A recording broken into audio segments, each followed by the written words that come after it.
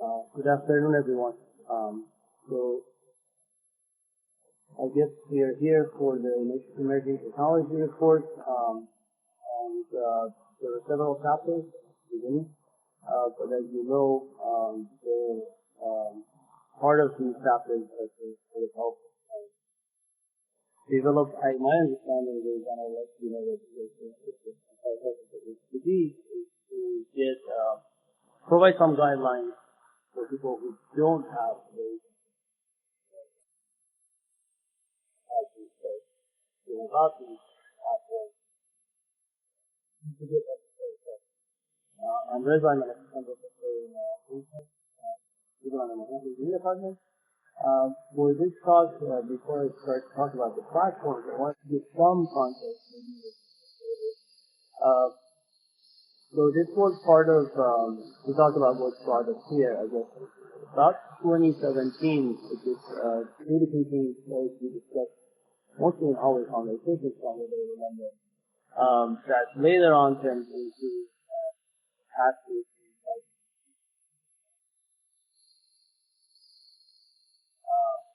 And I think it was the first formal session of 564 as a committee was not actually called it. I didn't correct it, but I think 564A, just emerging technology, is something we is developing it for. Because that's why we're here now.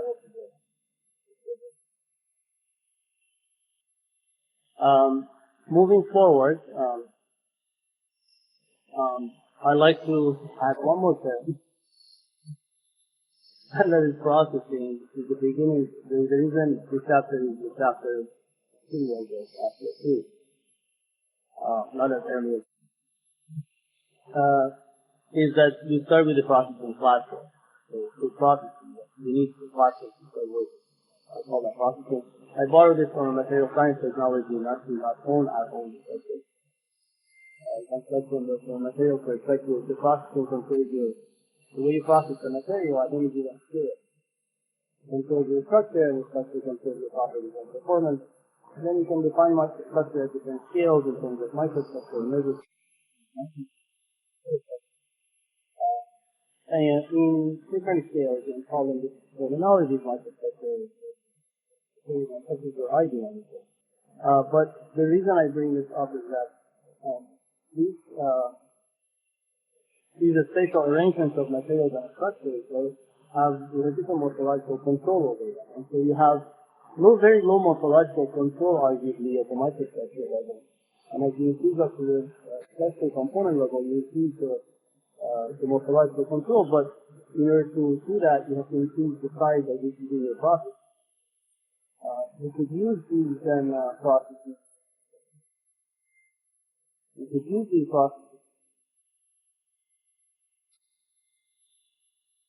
You could use these processing platforms at different scales to enhance your ability to control the quality. So that brings me to the discussion of the scale, where 3D printing with cementitious is the printer. It's a very small scale. And as you move up, you could use robots or slightly more complex systems to 3D print with paste, with mortar, and then you move up the process scale into robot arms, printing with a spray-like, and some of them actually used by automotive industry. I think that's a little bit of why the manufacturing system stuff is there. Once we move up on the scale for processing platforms, then we start to a robot arm and to use the manufacturing process. But again, back to our own home base, that's not the end of the story. The industry has been pushing this field using dancing systems across different scales and different.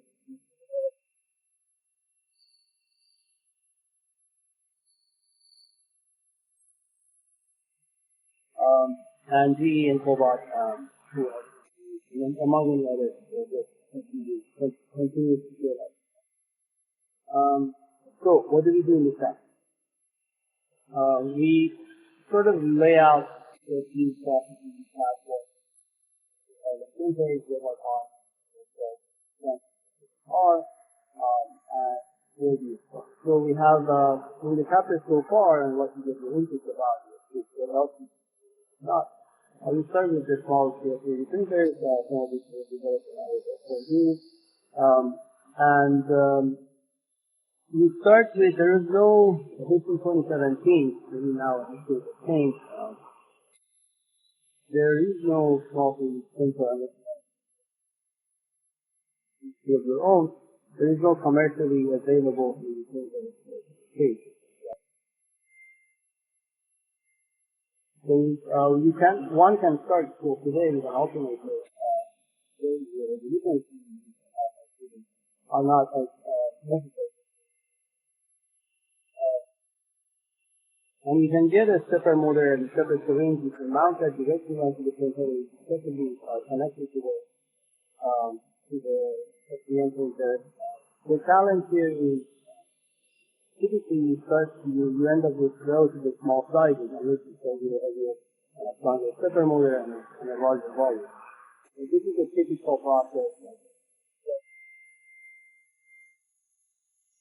You can reconfigure and parameterize this for a variety of colloidal gels, ceramics,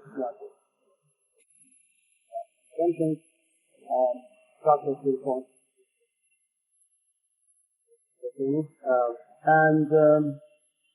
Parameterize it for alternate silicone. One upside of this, working at this scale, probably not so exciting for industry, but for research labs, is that you can plow through a lot of different designs, a lot of different material formulations, you can test a lot of different things out, whether it has to do with the material or anything else. If you think this is easy, I do challenge you to do it at this point. You think formulating material for 1 millimeter nozzle, it is a downside. It's not necessarily that.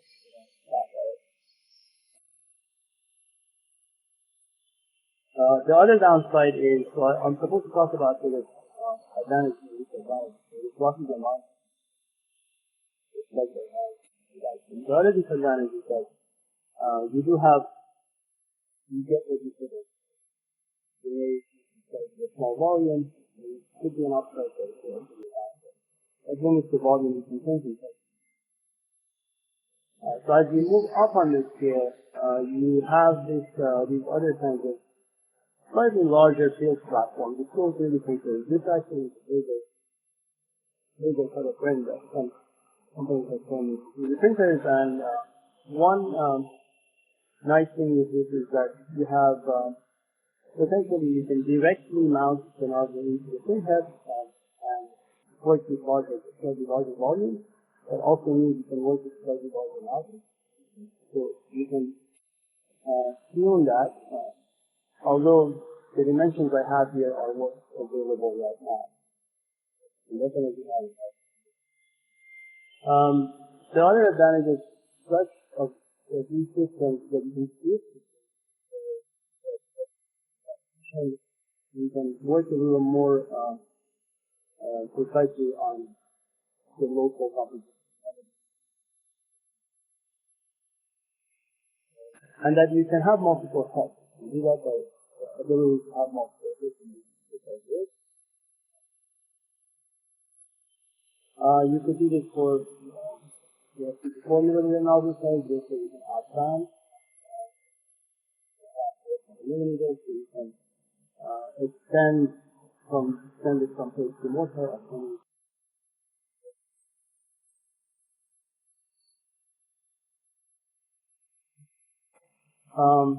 The advantage is that you can move to motor, and you can have multiple heads. The disadvantage is again, still relatively. In order to move up on the nozzle side and the scale of product components being fabricated, kind of have to start moving up to either build larger gases, or you could move up to some intermediate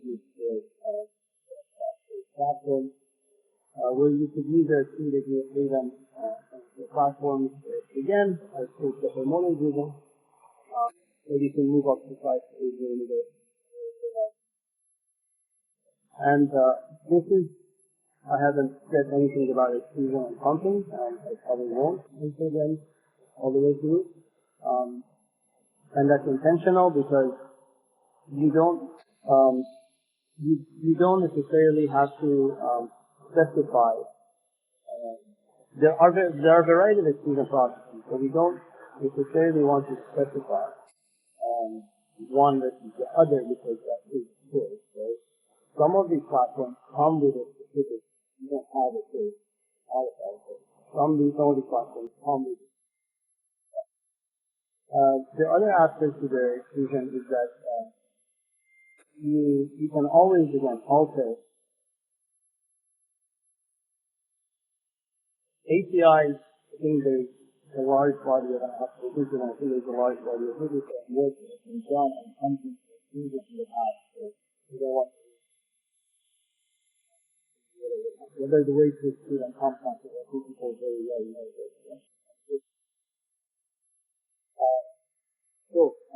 Talk about this. Right. So as you move up, you can again go up the aggregate size.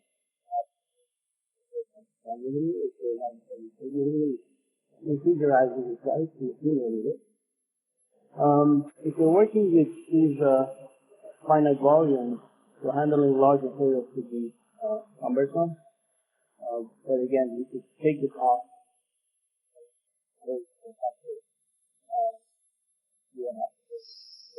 Handling, but you get instead either a batch mixing or a continuous mixing, but again, you have to handle it. So there's other challenges that you have to handle it. So,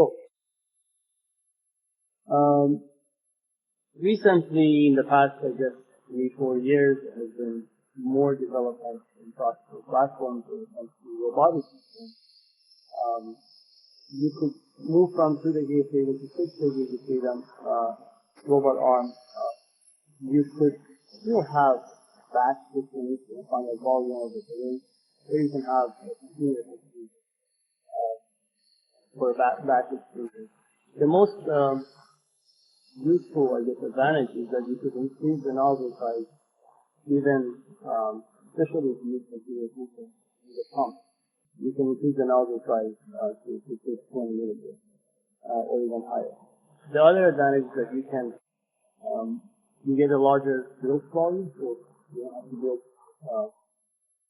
a gantry that is larger than the structure. But your build volume is defined by the reachability of the robot. In this case, we're looking at a ABB 4600 robot arm for the most part. You get a reach of about 1 to 1.6. This is not on the smallest scale of the industrial robots, like desktop or the largest one. It's an intermediate scale where you get about 30 to 60 kilogram payload and about 1 to 1.5 liters. If you're using a pump, again, it's a 3D systems become eventually more complex, as I will talk about.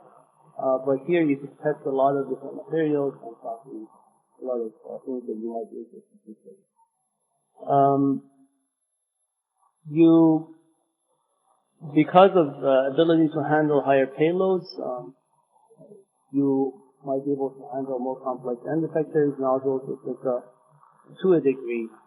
As you move to two-component extrusion, end effectors can become heavier and heavier, tens of kilograms. So that could pose a limitation to this mid-size robot arm. One material specific limitation here is that the fabrication rate is tied to your solidification kinetics. So if your building rate, I think there was a large number of talks earlier today, but if your building rate is too fast, then your solidification rate, you might not be able to get the most out of this fabrication. We've realized some of these in our lab, and we have extended to sensing and more real-time monitoring using pressure and temperature sensors. And since you are using the robot arm, you don't have to start from scratch on the control side of things. You could tap on the existing control system to extend this to more inline path planning. So there's more advanced research and development that could be done because we're using the arm as a field application, which is nothing but Dr. Jones at NIST has put some of these larger end robot arms on track. So the advantage of putting this on track, these 6 degree freedom robot arms on track, is that you can now maximize your build volume by whatever your extension of your track is, plus some additional gain that you get from usability of the robot. And again, similar advantages in terms of the nozzle size and the reach.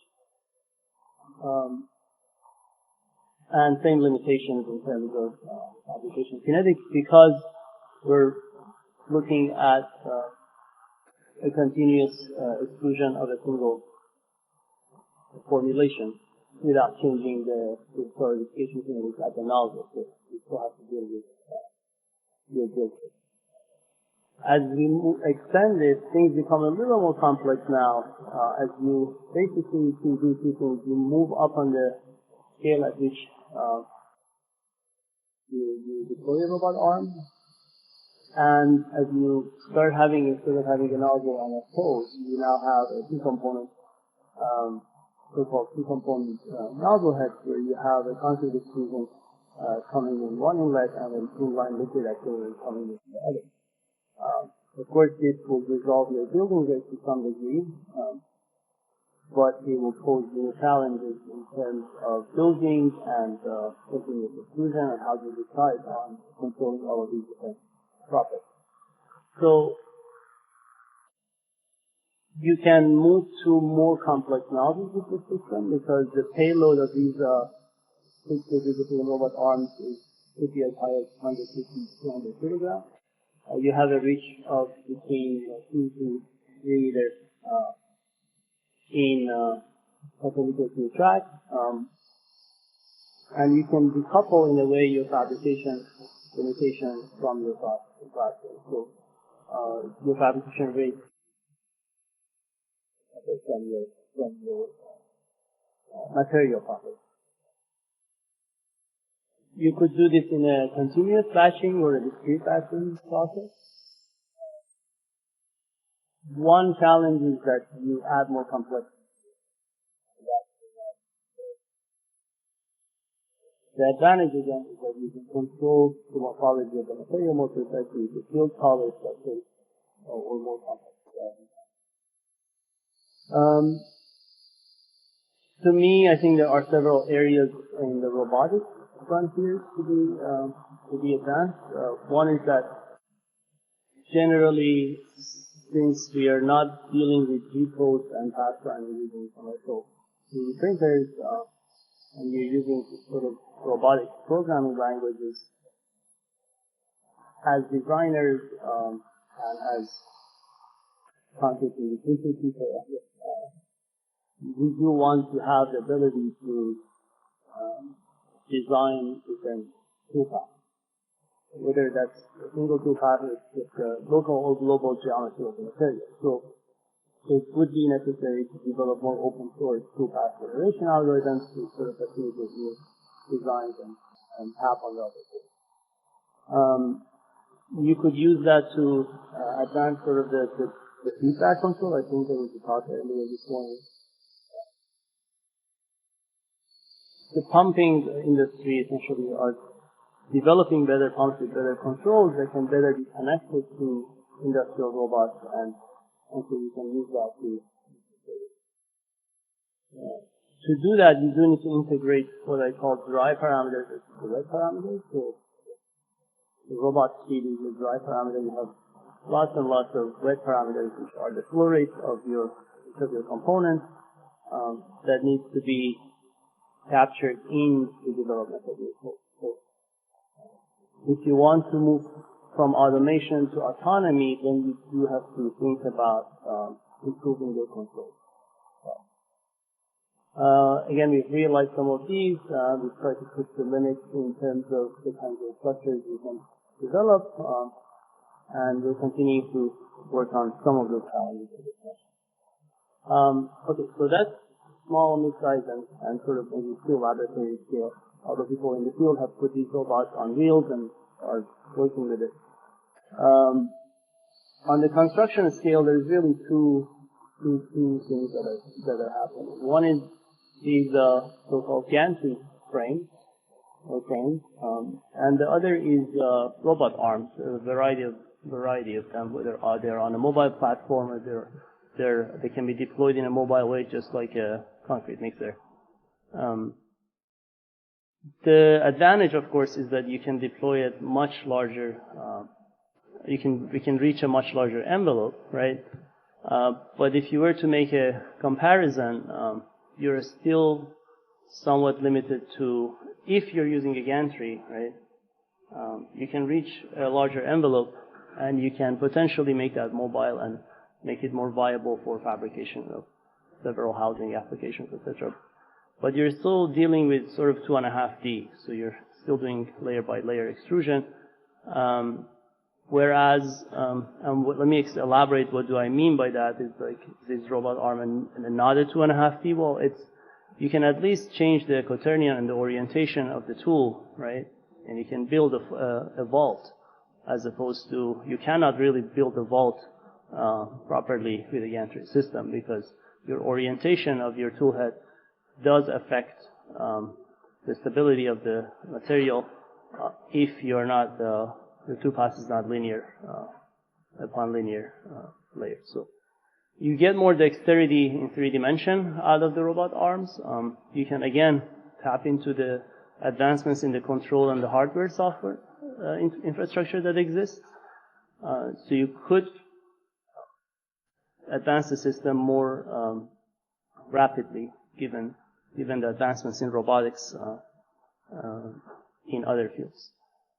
Disadvantage again can always be more complexity is not necessarily better. So there's that. And there are bigger considerations I'll talk about in the concluding slides, but just something to think about. These are the processing platforms that this chapter is going to introduce. This is not going to necessarily guide you what is the best for you. You still have to do the thinking to think about what serves your application best. Are you doing on-site? Are you doing expeditionary applications? Are you doing prefab? Is your process sensitive to environmental conditions or not? That's one thing. And of course, the other thing is access and resources. Do you have access to, what type of access do you have to raw materials, to these processing platforms, to maintenance, and what resources do you have? So again, across different scales, you can deploy different things depending on what it is that you're looking for. But they told me to talk for 15 minutes. That's good. How many more minutes do I have?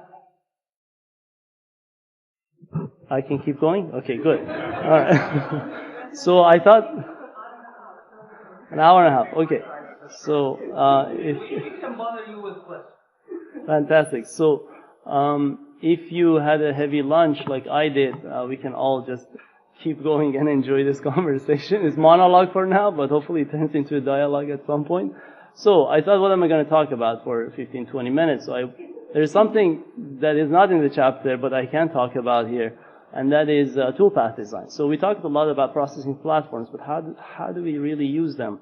We don't have everybody uses G-code or free or relatively cheap licensed commercial software to use G-code. Robots don't run with the G-code.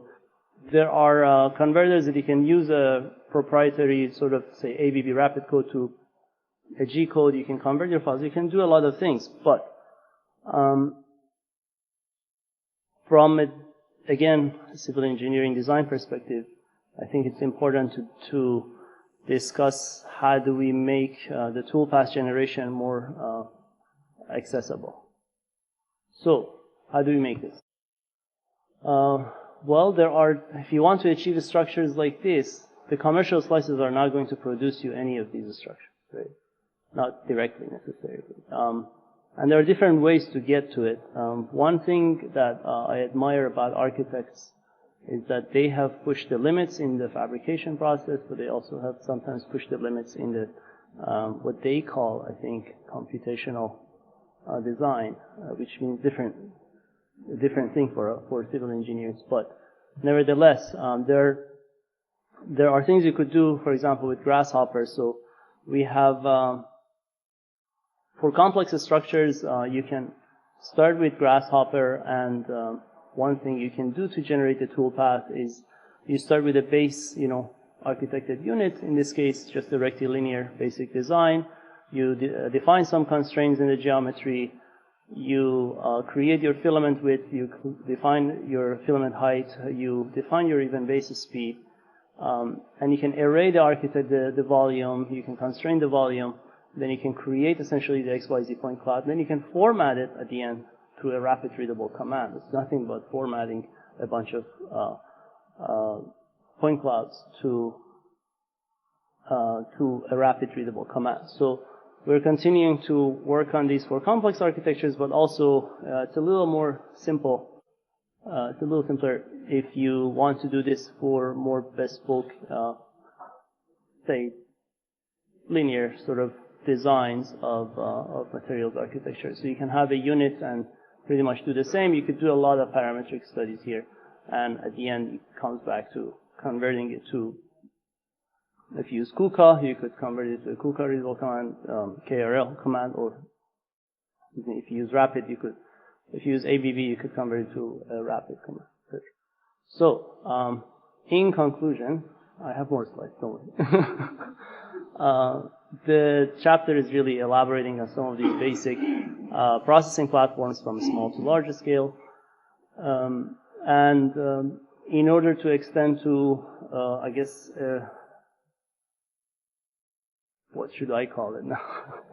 Ready mix concrete or normal weight concrete with 1-inch size aggregates, then we do need to work on developments in the pumping and extrusion. So one bottleneck of not being able to extrude more than 4 to 5 millimeter aggregate sizes in pumping. There has been additional advancements. I think Eric can tell you more.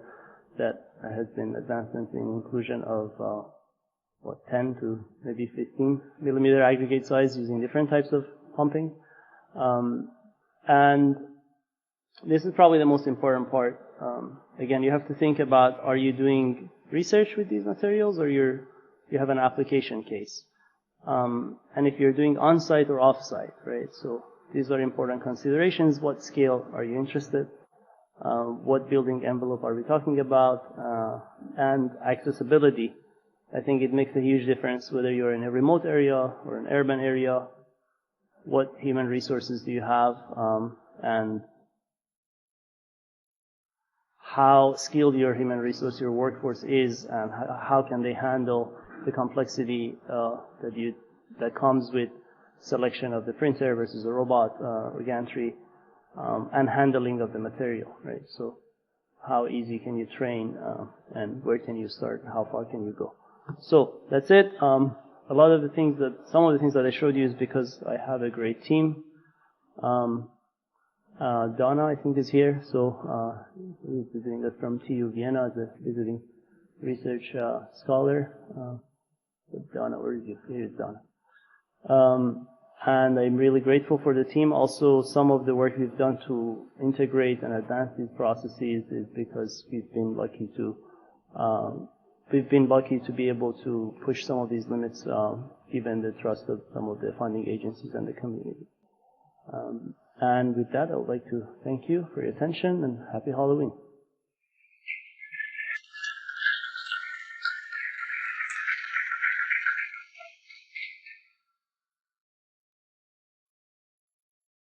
You take questions, I guess.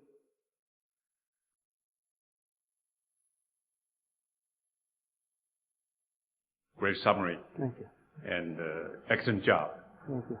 So coming to the job site, so for the contract to use the material, there's what kind of issues?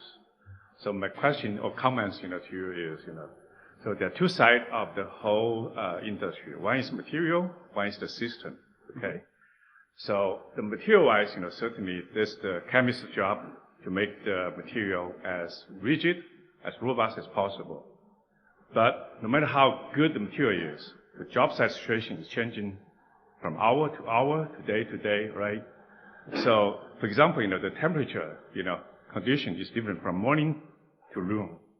So, my question to you is, For the hardware, just for system growth, a very important factor I think people should pay attention to is the on-site monitoring.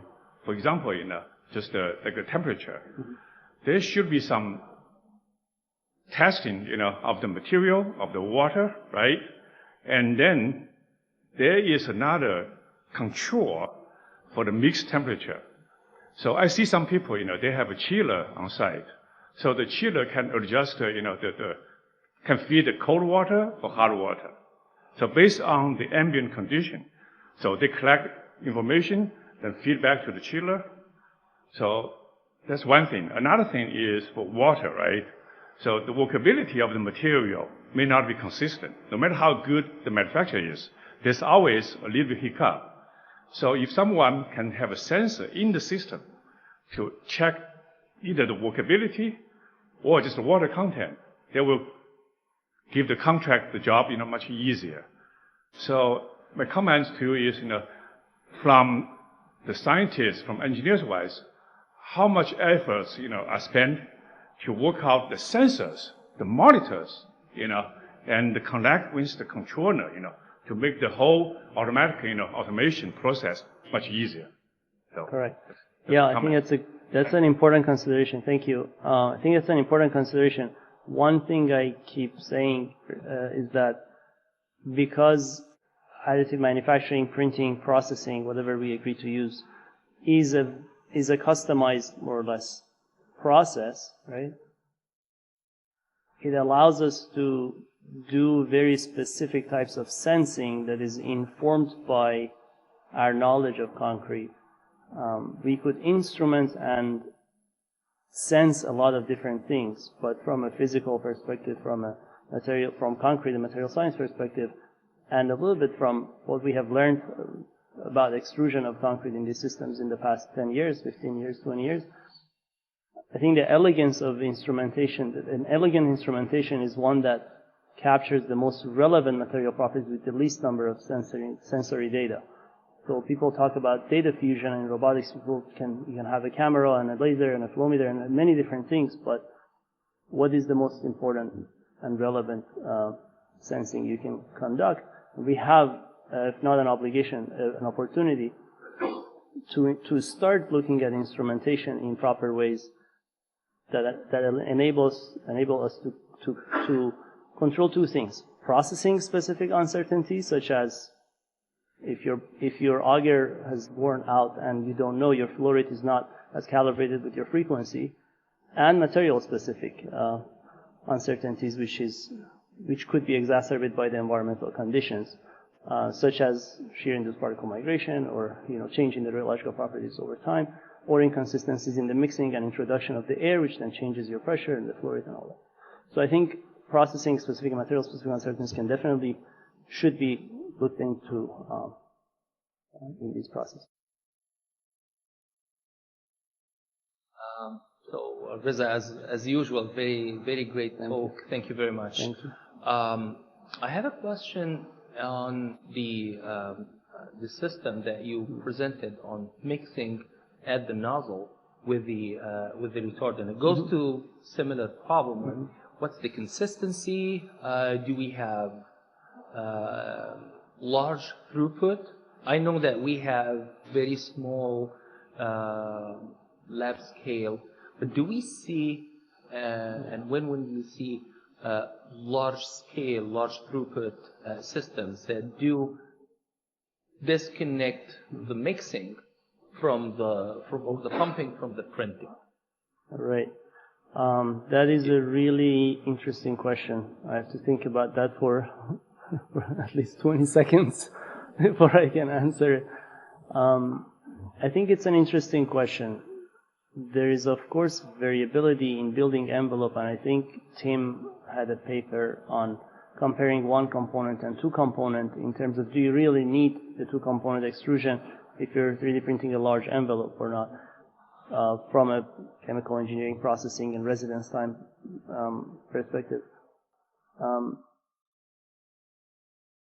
I think what we need is... You mean large scale, so you exhaust the solidification Correct. time by having a very long line, Correct, right? correct.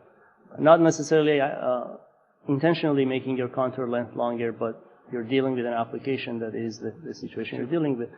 But I think what we need is not to add one more terminology to define later, but if I can say what I have in mind, I think what we need is a more robust manufacturing, fabrication, printing process, which means